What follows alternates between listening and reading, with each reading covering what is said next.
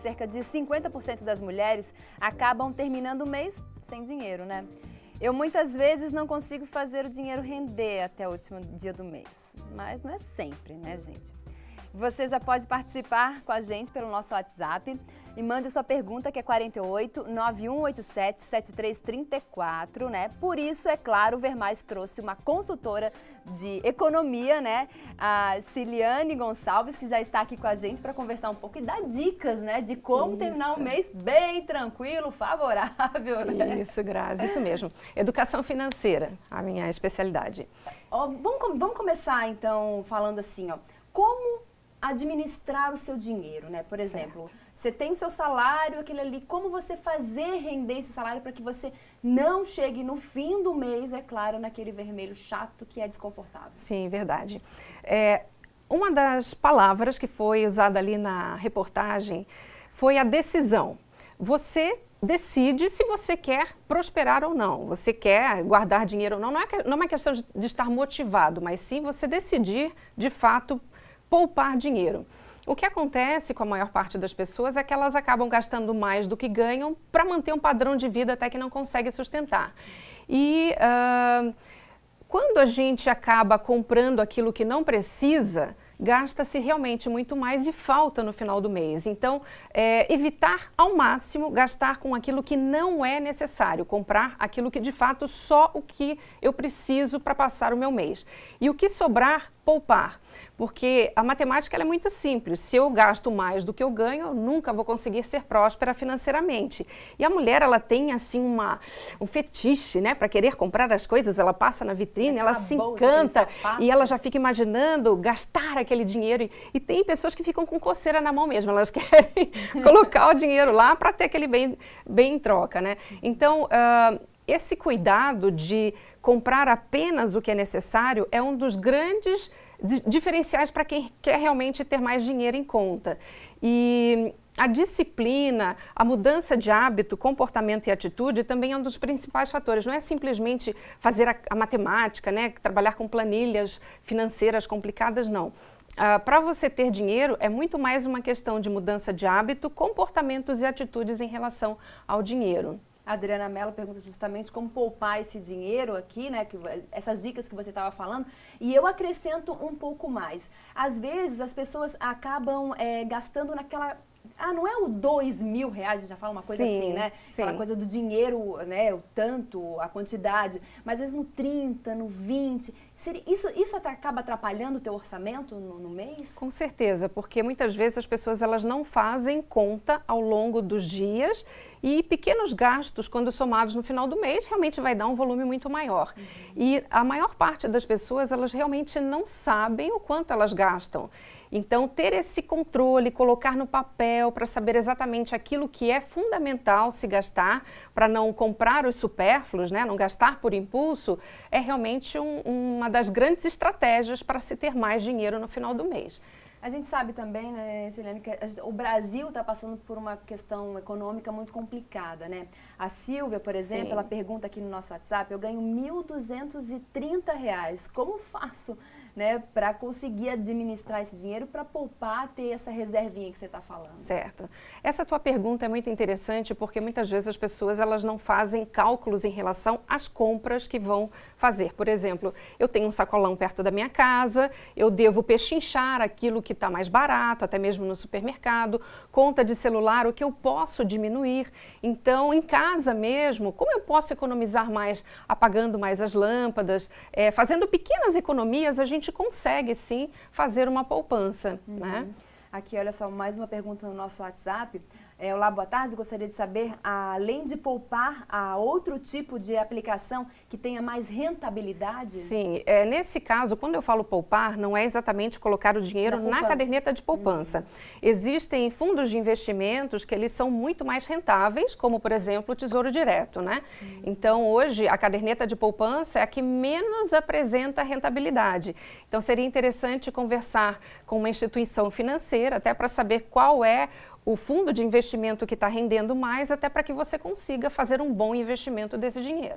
Agora, uma outra pergunta, a Miriam Maximiano, acho que é isso, queria saber se temos como economizar um salário contendo 2 benefícios. Economizar no salário contendo 2 benefícios? Ela deve ter 2 benefícios, no caso ela deve ter 2 aposentadorias, enfim. Ela quer saber como economizar tendo 2 aposentadorias, no caso seria 2 salários mínimos, enfim, vamos contar com isso, a gente não sabe o valor, né? Sim. É aquilo que tu falou, é planejamento. Planejamento. Sempre as pequenas compras, elas representam muito no orçamento no final do mês, né? Não só as grandes, porque aí a grande ela aparece muito mais, mas as pequenas a gente tem que ter muito cuidado. Não só, por exemplo, compras para o consumo geral, mas são os gastos que a gente não consegue se lembrar no dia a dia. Muitas vezes é um picolé, é um lanche que eu faço na rua, um doce que eu como, uma passagem que eu poderia economizar, né? É um salão de beleza, porque se eu não coloco no papel, se eu não planejo exatamente as minhas finanças, eu acabo me perdendo. Uma maneira bastante simples da gente conseguir ter esse controle pode ser até através de um computador, de um celular ou um simples papel, ok? É colocar a cada dia tudo que se gasta, do menor valor ao maior, para a pessoa ter realmente aquela noção de onde para onde está indo esse dinheiro. Fazer isso por pelo menos 30 dias. E aí, ao longo desses 30 dias, analisar exatamente aquilo que poderia ser eliminado, porque muitas coisas nós conseguimos eliminar. Só que se eu não paro para analisar o que está lá naquele papel, a minha cabeça ela não consegue se lembrar de tudo. Então, quando a gente registra, fica mais fácil identificar aquilo que realmente a gente pode eliminar e aquele dinheiro ser direcionado para uma economia, né, para uma poupança. Tá. Bom começo seria comprar um caderninho, então, né? Mas não necessariamente ter um caderninho, uma folha de papel mesmo em casa, um rascunho, qualquer coisa. Não existe desculpa para a gente não anotar, né? Não fazer as anotações. Olha só, tem mais aqui uma pergunta. Meu marido ganha 1.300, não saímos para nada, nem pagamos aluguel, mesmo assim não dá. Essa questão da economia, né, a situação financeira do nosso país, né, o aumento de várias situações, a própria inflação que acabou voltando, né, não daquela maneira como a gente teve no passado, mas voltou, a gente sabe disso, está influenciando no orçamento das pessoas? Com certeza, isso influencia bastante e, de fato, algumas pessoas elas não conseguem viver com o salário que elas ganham. Então, nesse caso, o desafio ele é infinitamente maior, porque no momento onde você realmente não consegue dar conta de todas as suas contas, né, isso de fato fica muito mais difícil para se economizar. Agora, de alguma forma, se a gente tem a mentalidade da economia, no momento em que o dinheiro acaba sobrando um pouco mais, digamos assim, é fundamental que se guarde nem que seja 1% daquele valor. Não, mas eu não tenho condições de poupar, tá, mas pelo menos 1% ao mês, será que não daria? Que é uma forma de você se estimular e a cada mês ter um pouquinho a mais, né? E as pessoas se incentivam assim também, né? Se motivam. Olha só, mais uma pergunta, como poupar, né? Colocar ela fala no sentido de colocar na poupança. Sim. Muita gente fala em poupar, confunde com poupança, mas nem sempre é nesse sentido, né? Deixa eu só economizar. Economizar, né? Quando temos contas fixas, que no caso é água, luz, telefone, carro, moto, é daquela maneira que tu falou, conseguir colocar no papel, de que maneira... primeiro colocar as contas fixas no papel, como é que a gente pode fazer? Exatamente, tudo que é fixo fica mais fácil porque aquele dinheiro é fixo. É certo, né? É certo todos os meses, né?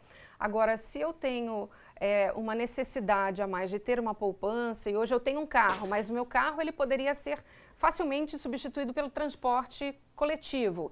Essa é uma maneira importante também de se poupar, porque um carro, por exemplo, ele tem muitos gastos, além do combustível, outras taxas ao longo do ano, então é uma maneira de se economizar, mas nem todo mundo tem carro. E aí, como fazer? É realmente avaliar o quanto eu estou gastando fixo, né?